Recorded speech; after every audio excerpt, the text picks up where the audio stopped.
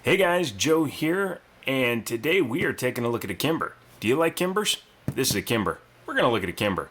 Roll that intro. For those of you new to the channel, thank you so much for checking it out. I just hit puberty, as if you couldn't tell. If you click down there in the subscription area, you can subscribe to my channel, which will help it grow. You can also use links that are usually in the description area, such as my Amazon affiliate link and whatnot, again, to help the channel grow. If you do that, it'd be much appreciated and awesome. Today, we're taking a look at a firearm from Kimber, continuing the legacy. My buddy's shop, I took a picture and put it on Instagram, so you should probably, sign up to Instagram and Twitter and Facebook too. But I walked in after not working there for a while, and I saw in the case a stainless 1911, and I was like, oh, that's a pretty cool looking one. And then I looked at it and I'm like, oh, those are Kimber sights. And then I looked at the gun and it's a Kimber. And then I looked at the price and it was under 700 bucks. Let's go ahead and take a look at what you get. You get a very large case for a not very large Kimber. Super duper manual. Look at that. Nice diagrams and color coding for different things. A lot of warnings. Geez, you'd think it was like a dangerous thing to use incorrectly. Huh. Anywho, that's in there. Of course, you have your firearm. So light. And underneath here, let's see. There's your lock, your bushing tool. Hey, look, it's a Kimber branded lock too. You don't see that very often. And nothing else there. And on the other side, again, nothing. That's right, like a lot of higher end 1911s, this one came with Uno mags. But the best part about 1911s is 1911 mags fit in 1911s. Let's go ahead and move this thing into the center of the frame. I don't know why I still have the manual out. So first thing we'll do is we will drop the magazine, we will rack the slide back and lock it open so that we can verify both visually and physically that there is nothing in it. It was a brand new unit in the box, so the chances of it being loaded were extremely low, but better safe than sorry. Let's go ahead and drop the slide and drop the hammer, and we will take a look at the exterior of this Kimber. As you can see, it is a stainless steel, but it's a two-tone stainless, and we'll get to that in a second. It's got some nice wood grips on it, and I'm pretty sure these are real wood, just from the look of it. Yeah, I'd say those are real wood. And it's got pretty much all the features that you would expect out of a modern 1911. This one has the fiber optic front sight. It's an orange one. It's very large and really easy to pick up. It's hard to do when I'm sitting underneath the camera's level, but yeah, very easy to pick up. It's got the smooth Kimber sights. I call them Kimber sights because I've only seen them on Kimbers and Desert Eagles, which Kimber helped build parts for, which actually may have helped monetize or lower the unit price so that they could build these guns. It has an extended beaver tail, however, it does not have a memory notch like most beaver tails have. It's actually a smooth piece. It is a flat rear mainspring housing, and it has a skeletonized trigger that is adjustable. Adjustable? It is adjustable. The Kimber on the slide is pretty nicely engraved in there. It's not overly large, and it's more of a decorative font versus a billboard font, so I think it looks really nice. Coming around to this side, you have a flared ejection port, which helps for obviously ejecting spent casings. You have front and rear slide serrations, and on this side, not much of anything to speak of. Rear main housing is checkered, front strap is not. It's weird because some $400 pistols will have front strap checkering, and then some of these high-end pistols do not. And when this is more modernized and it has a fiber optic front sight, I would have liked to see checkering. The Desert Eagle 1911, for the same exact amount of money, has front strap checkering. I do believe I said $650 in the beginning. It's actually $675. I apologize. So looking around the exterior of the gun, it does have a couple of features. One thing I noticed on the other one they have at the store, because they have two of them, and it's a little disconcerting because unless you know the 1911 platform, it could cause you to do something, and that is this safety. 1911s are designed to be carried in a cocked and locked fashion. In fact, you cannot normally engage the safety on a 1911 unless the hammer is back. You have a manual safety and a grip safety for your firearm, so you have to have a full grip on the firearm as well as have the safety down in order to release the hammer. I'm not dropping the hammer because I don't want to do it too many times. However, on this pistol, one thing I noticed is, even though it is in the hammer down position,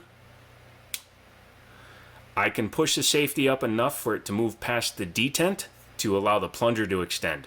And as you can also see, it does come up into the line of the slide. An inexperienced 1911 owner might think that that means the gun has been put on safe. Obviously, with the hammer not back, it's not going to fire since this is a single action pistol, but you know, better safe than sorry. So make sure that you are paying close attention to that when you are manipulating the firearm.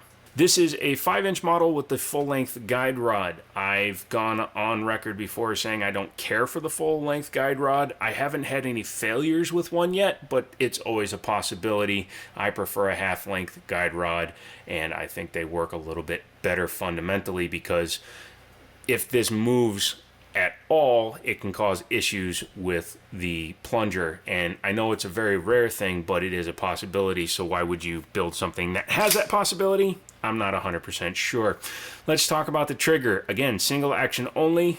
So let's talk about the trigger. The adjustment screw is all the way back, which means the trigger is not going to move very much. When you pull that out, it allows the trigger to move in farther. In this position, it will just, that's it. You're at the wall, and then very crisp. I'm going to go ahead and reset it. And let's see where the reset is. I'm thinking it's going to be a little bit out. Not too bad. About halfway back out to the front. And then you can fire again. No magwell. There is a slight beveling in here, but no magwell in this particular pistol. That's okay, because 1911 mags go in fairly easy. So now that we've done that, let's go ahead and pop the top off, and we will see if this is a Series 80 or a Series 70. I believe it's a Series 70, but I'm not 100% sure. So the easiest way to do this is to take your firearm. I'm going to use the... Actually, I'm not going to use that one. I'm going to use a piece of plastic here. Not recommended tool, but it will work, because I don't want to damage the edge of the stainless. Wow, that is a super tight bushing. I'm going to have to do this off camera. Nearly broke my computer screen, but yeah, that's very tight in there.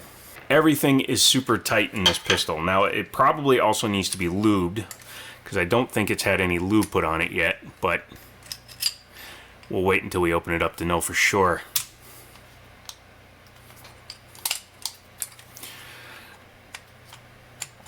Really?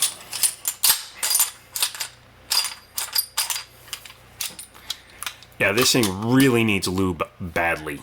When you buy one of these hand-fitted guns, you really need to lube the snot out of them when you first get them, because this thing is not moving for nothing. You can see how tight it is because the tolerances are extremely short on it. Yeah, extremely tight. Can't even pull it apart. Holy shnikes.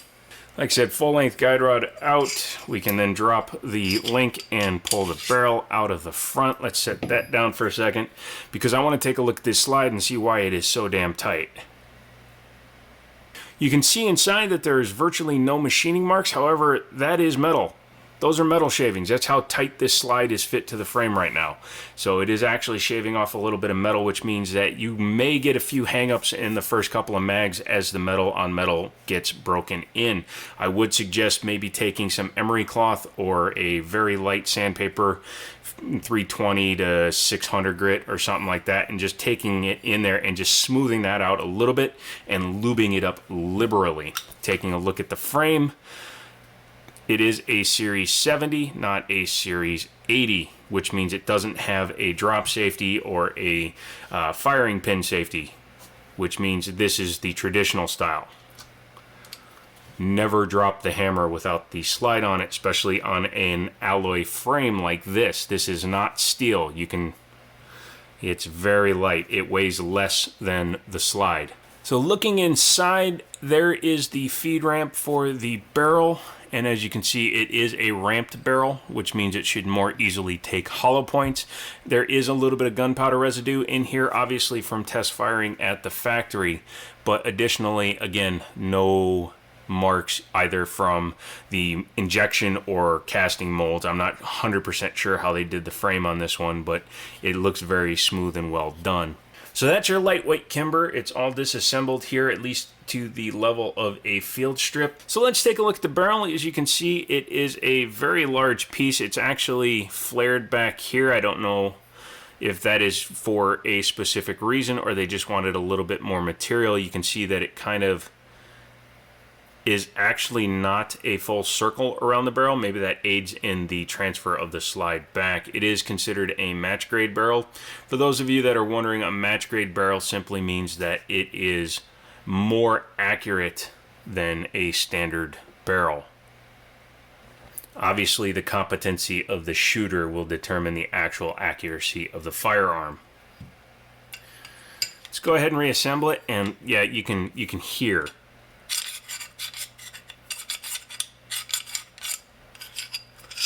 how tight the tolerance is in there. Oh my god, that thing is so tightly put together. Hoota! Take a listen and you'll hear what I mean.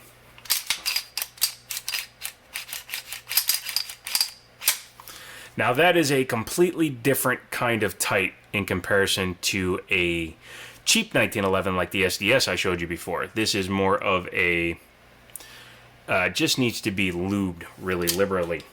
So now that that monumental task of reassembly is out of the way, I guess the question is, what do I think about it? Well, I've always liked Kimber's design philosophy, and yeah, I know a lot of companies now, like Taurus even, has copied the forward and rear slide serrations, the styles and things, and let's be honest, you can't really innovate if you're copying a lot of the features that are on standard 1911s. However, Kimber has always had a name for themselves, much in the way Toyota, Nike, and upper echelon brands tend to, and that usually brings a very high price tag.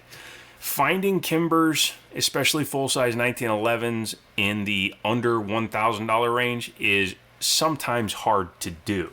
Obviously, the manufacturing process for this pistol had a lot to do with it being able to be cheaper. Having an alloy frame that is not made out of one big chunk of billet steel helps out a lot, or a big chunk of stainless steel.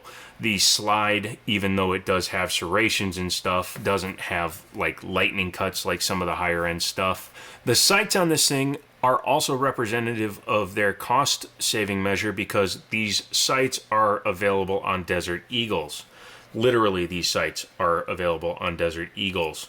So it helps them mitigate their cost because they're selling their manufactured parts to other manufacturers. So does that mean that I would run out and buy one? I would definitely consider it, especially for the price range. Again, your direct competitors in this price range, you're going to have your Desert Eagle 1911, this, a high-end Taurus, a high-end Rock Island TAC 2 Ultra, and I'm trying to think maybe a Metro Arms, although their reliability is a little bit sketchy. When you step up from this price range, that's when you get into the Colts, because Colts are in the $800 to $900 to start for just the regular versions. The same goes for Rugers. Rugers are more expensive. Sig Sauers, 1911 Scorpions, obviously those are way more money as well. So, in this price range, I think Kimber actually has a pretty nice competitor. The fact that it's a lightweight helps out a lot. I put that in the quote marks because, let's face it, lightweight in 1911, even though, yeah, it's lighter than a 1911 normally is, it's not that much lighter, especially when you load it up with 230 grain ammunition. So that's about it. Leave me your comment down below. Let me know what you think of the firearm. Let me know if you would buy one. If you want to buy one, again, libertyarms.us, Google it. We're in Harrisonburg, Virginia. You can go to the site, you can buy one and have it shipped to the store or shipped to any dealer that you work with.